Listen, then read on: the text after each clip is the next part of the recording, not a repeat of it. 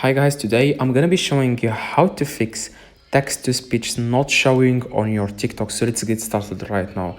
So if you want text to speech to show up on your account, you have to do one thing, which is a very easy thing. That's what I did, and they fixed it very quick. So what you want to do, guys, you just want to click the three little lines in the top right corner and then click settings and privacy here.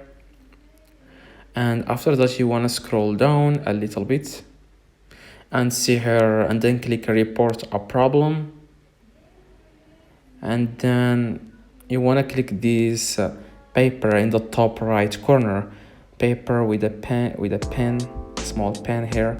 Just click it, and what you want to do, guys, you want to click it again, and here just text. I'm going to remove this old message, and what you want to do, guys, you want to just say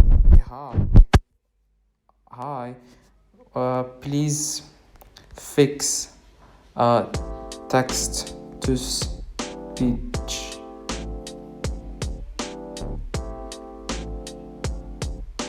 not working.